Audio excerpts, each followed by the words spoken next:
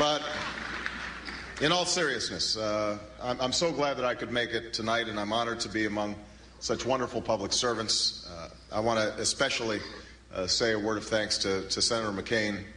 We are in the midst of a tough battle right now, and American politics at the presidential level is always tough. But I've said before, and I think it bears repeating, that there are very few of us who have served this country with the same dedication and honor and distinction as Senator McCain, and I'm glad to be sharing the stage with him tonight as I am during the course of this nomination.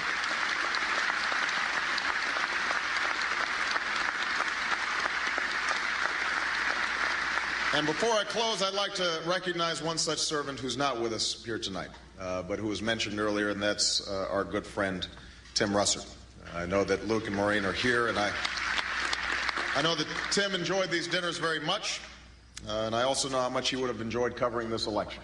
And I know that John and I would have been quaking in our boots preparing for our appearances on Meet the Press. And his absence is not just a personal loss for so many who knew him and loved him, but a profound loss for the country.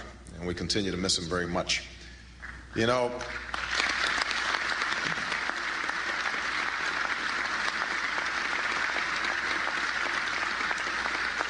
the fact that each October, in the closing weeks of a hard-fought campaign, people of all political persuasions can come to this dinner and share a meal and honor the work of this foundation underscores the reality that no matter what differences or divisions or arguments we're having right now, we ultimately belong to something bigger and more lasting than a political party. We belong to a community. We share a country. We are all children of God.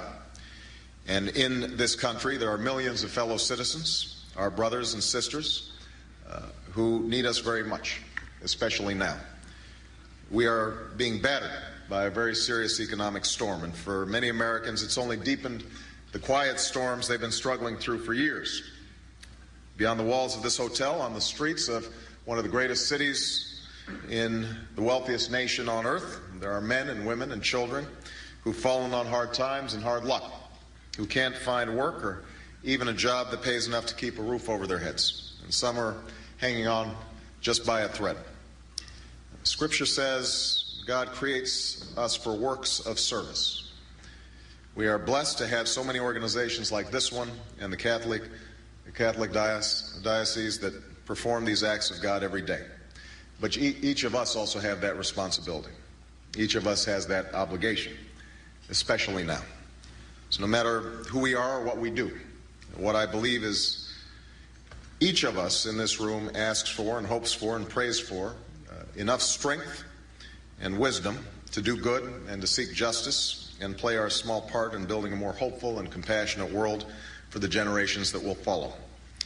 Before Al Smith was a candidate who made history, he was a man who made a difference, a man who fought for many years to give Americans nothing more than a fair shake and a chance to succeed. And he touched the lives of hundreds of thousands, of millions as a result. Simply put, he helped people. And that's a distinction we can all aspire to, and we can all achieve, young or old, rich or poor, Democrat or Republican or independent. And I have no doubt that if we come together at this moment of crisis with this goal in mind, America will meet this challenge and weather this storm, and in the words of Al Smith, walk once more in eternal sunshine. Thank you so much, everybody. God bless you.